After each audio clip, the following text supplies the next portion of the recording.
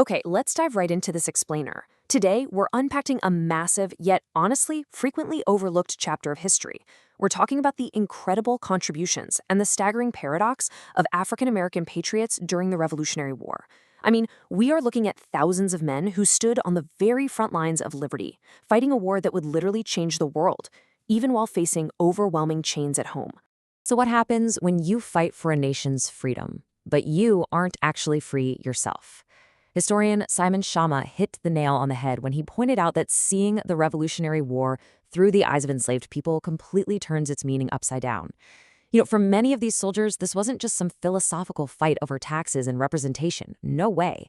It was a literal life or death gamble for their own personal liberty.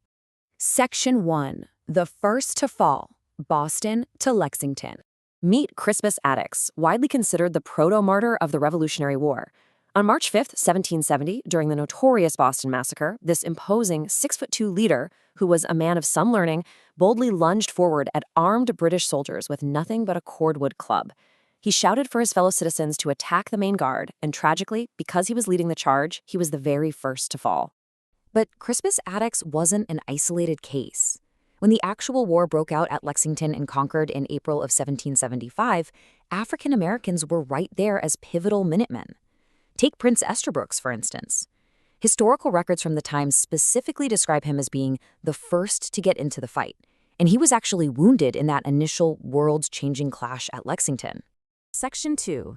The Call to Arms. A Shift in Strategy.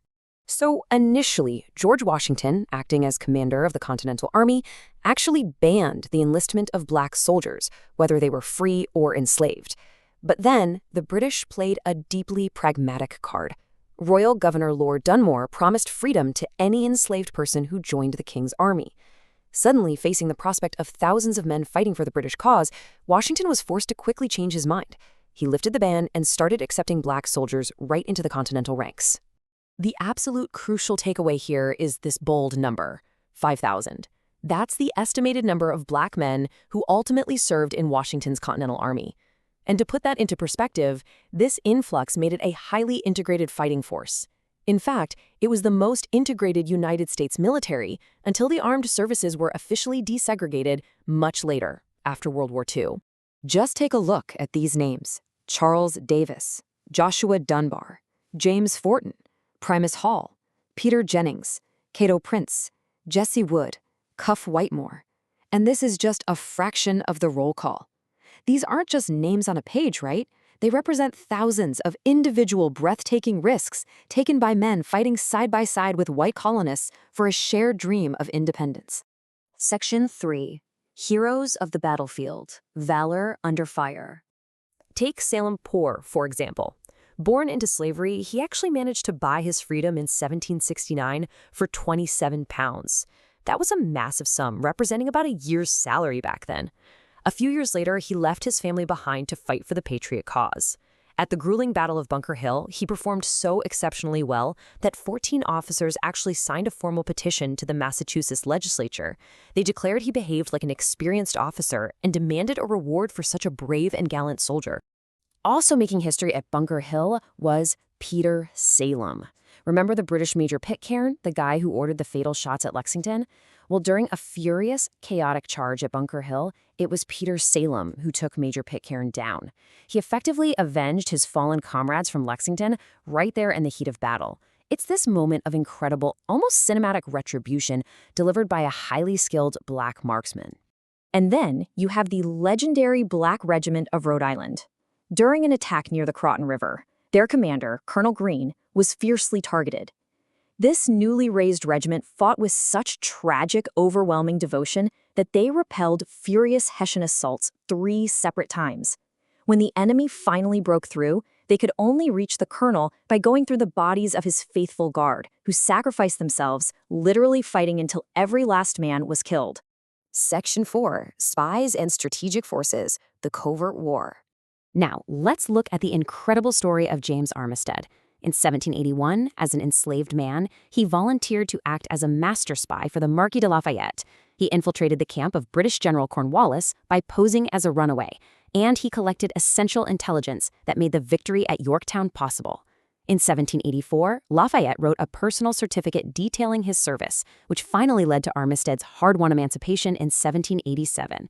He lived a free life and eventually received a well-deserved state pension. Then there are the daring special operations, like the one involving a soldier simply known as Black Prince. Tasked with capturing the British General Prescott, his team rode in noiselessly in the dark to the general's hotel. Step 1, approach the quarters quietly. Step 2, well, the door was locked, so the brave Black Prince literally used his own head as a battering ram to bust the door down. Step 3, they captured the general right out of his bed, totally changing the strategic leverage for the Americans. You also have astonishing tales of endurance and loyalty, like that of Benjamin "Daddy Ben" Scott Mays. He was a royal prince among his people in Africa, brought to America as a slave. When the British came looking for his Patriot commander, they captured Daddy Ben. They hanged him 3 separate times until he was nearly dead, trying to force him to reveal his commander's location. But he absolutely refused to break. He survived, never betrayed his officer, and was later awarded a gold medal for his unparalleled courage. Section 5. The Post-War Paradox. Forgotten Bones. In 1842, Dr. Harris, who was a Revolutionary veteran himself, asked a truly heartbreaking question. What became of these noble colored soldiers? Many of them, I fear, were taken back to the South and doomed to the fetter and the chain. And that was the tragic reality. Despite risking their lives, shedding their blood, and securing liberty for a whole new nation, a devastating number of these soldiers were simply stripped of their uniforms and forced right back into the brutal chains of bondage. To understand just how swiftly their sacrifices were discarded, consider this devastating anecdote from the sources. An old, highly distinguished Revolutionary veteran, a man who showed such bravery that an anti-slavery sea captain noted he would have been a colonel had he been white.